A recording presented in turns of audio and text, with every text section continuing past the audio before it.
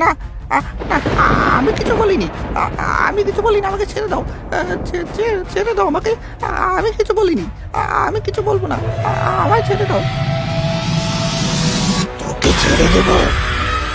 তুই আমার সম্বন্ধে সব বলে দিয়েছিস, তোকে তো আমি ছাড়বো না। এই নে।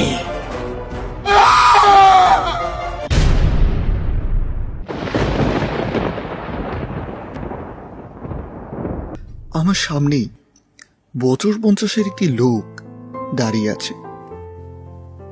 আমি দেখে ঘাবড়ে উঠলাম। তিনি বললে, তা বাবু, আপনি যাবেন কোথায়? আপনাকে কালকে জঙ্গলের মধ্যে পড়ে থাকতে দেখলাম, তাই নিয়ে এলুম। তা বাবু, যাবেন কোথায়? আমি এই কথাগুলো শুনে খানিকটা ঘাবড়ে উঠলাম। এর মানে কালকে রাতের ঘটনাটি আমার কল্পনা ছিল না, ছিল ভয়ানক হৃদয় কাঁপানো সেই সত্য ঘটনা। আমি সেই ভয়ঙ্কর ঘটনা থেকে কিভাবে বেঁচে গেলাম তা জানার ইচ্ছা হলো মনে। তাই আর দেরি না করে আমি সেই লোকটির কাছে জিজ্ঞাসা করে বসলাম, আচ্ছা দাদা, আপনি কি গৌতম বাবু রায় নামে কাউকে চিনেন? কথাটি শুনতেই সেই বৃদ্ধ লোকটির মুখে খানিকটা ভয়ের ভাঁজ পড়ে গেল। তিনি খানিকটা ঘাবড়ে উঠলেন, বললেন, গৌতম রায়? শুনেছি বটে, বছর দেড়েক আগে তো লোকটি মারা গিয়েছে শুনলাম। তা বাবু, যে সে বাপে নয়, ঘরের মধ্যে বিভৎসভাবে ঘাড় মটকে মেরে ফেলেছে কেউ তাকে। তা আপনি আবার গৌতম বাবুকে চেনেন কিভাবে? এরপর আর আমি দেরি না করি কালকে রাতে আমার সাথে ঘটে যাওয়া সমস্ত ঘটনা লোকটিকে খুলে বলি। সেই অস্বাভাবিক ভয়ঙ্কর হৃদয় কাঁপানো ঘটনাগুলোর ব্যাখ্যা লোকটি শুনতে থাকে। সবকিছু শোনার পর লোকটি বলে, ও আচ্ছা, তা বাবু, আপনি গৌতম বাবুর হাত থেকে বেঁচে গেলেন কিভাবে? বাবু, এই এলাকার দুর্নাম আছে বাবু, গৌতম রায় যার একবার পিছু নেয় তাকে কিন্তু আর সহসা ছাড়ে না বাবু। সেই দিক থেকে দেখতে গেলে আপনার ভাগ্যটা খুবই ভালো। আমি খানিকটা খুশি হয়ে বললাম, তা যা বলতে পারেন। তবে দাদা, আপনি গৌতম রায় সম্বন্ধে কি জানেন? আমাকে যদি খানিকটা বলেন তাহলে খুব ভালো হয়। এইবার লোকটি খানিকটা রেগে গেলেন, যেন কিছু একটা আমার কাছ থেকে উনি লুকাতে যাচ্ছেন। এবার উনি খানিকটা রেগে গিয়ে বললেন, বাবু, এখান থেকে ওই রাতে ট্রেন ধরে চলে যাবেন বাড়ি, বুঝছেন? এই এলাকায় আর কোনো সময় ফিরবেন না বাবু। তবে খানিকটা জোরাজুরির পর উনি গৌতম বাবুর ইতিহাস আমাকে বলতে রাজি হয়। তিনি বললেন, তা বাবু শুনেন, গৌতম রায় ছিলেন এলাকার একজন দম্পতিশালী ব্যক্তি। উনার উপর কেউ মুখ খুলতে পারতো না বাবু। উনি সবার উপরই অত্যাচার করতেন, এমনকি বাড়ির কাজের লোকটাকে তো মেরেই ফেলেছিলেন একবার। এবং সেই কাজের লোকটিকে মেরে বাবু তারই রুমের বিছানার নিচে লুকিয়ে রেখেছিলেন। পরবর্তীতে শুনেছিলাম ওই লাশকে নাকি কুচি কুচি করে কেটে বস্তাবন্দি করে শ্মশানে ফিরে এসেছিল। তাতেই ভাবুন কি অত্যাচারী বিবর্ষ লোক। হৃদয় বলে যেন লোকটার কিছু ছিলই না। এর জন্য গ্রামবাসীরা তাকে মারার জন্য অনেক আগে থেকেই উৎসাহিত ছিল।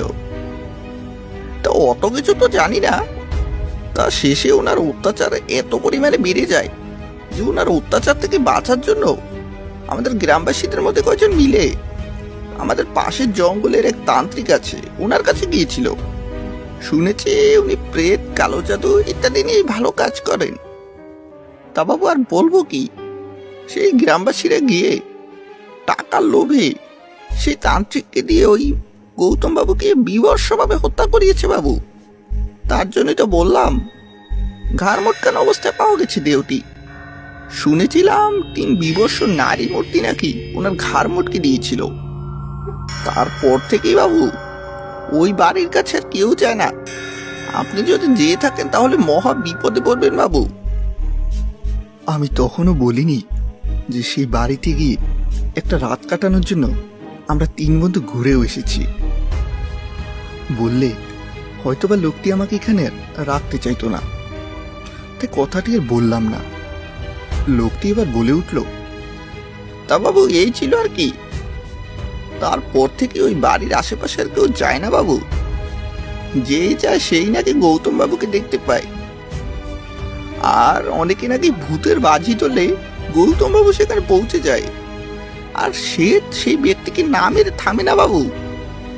এই কথা শুনে আমার হৃদয় আবার কেঁপে উঠল, কারণ আমিও সেই ব্যক্তি যে কিনা খানিকটা টাকার লোভী। সেই বাজি ধরেছিলাম, আর সেই বাজির জন্য আজকে হারাতে হয়েছে আমার 2 বন্ধুকে। জানি না আমি আর কতদিন বাঁচব। সেই গৌতম বাবু কি আদৌ আমার পিছু ছাড়বে, না আমাকে হত্যা করেই শান্তি পাবে সে? আমি আর কিছু বললুম না, শুধু একটা কথাই বললুম, তা দাদা, এখান থেকে কলকাতা যাওয়া যায় কিভাবে? লোকটি খানিকটা ভেবে বললেন, তা বাবু রাত 9টার একটা ট্রেন আছে বটে, আর চাইলে সেটা চলে যেতে পারেন। আমি আপনাকে উঠিয়ে দিব, সমস্যা নেই। এই নেন বাবু, এই খাবারটা খেয়ে নেন বাবু, বেলাও হলো অনেক। আমি একটু ঘুরে আসি, আপনি খাবারটা খেয়ে আমাদের গ্রামটা ঘুরে দেখুন। আমি খানিকটা খুশি হলাম। যাই হোক, খাওয়া দাওয়া শেষে গ্রামের মধ্য রাস্তা দিয়ে চলেছি গ্রামটি ঘোরার জন্য। অপরূপ গ্রাম, যেখানেই তাকাই শুধু লম্বা লম্বা তাল গাছ, বিস্তীর্ণ ধানক্ষেত, দূরে দেখা যাচ্ছে ছোট ছোট দিগন্ত। যেন বাংলা মায়ের এক অপরূপ দৃশ্য ফুটে উঠেছে। কলকাতা থাকাকালীন সময় এরকম দৃশ্য খুব কমই দেখা যায়, কাজের ফাঁকে থাকি আর কি। তবে অবশেষে এরকম একটা গ্রামে যে আসতে পারবো তা চিন্তা করতে পারিনি। তবে যত কথাই বলি, মনের কোণে কিন্তু সেই গৌতম বাবুর ভয় আমার এখনো রয়ে গেছে।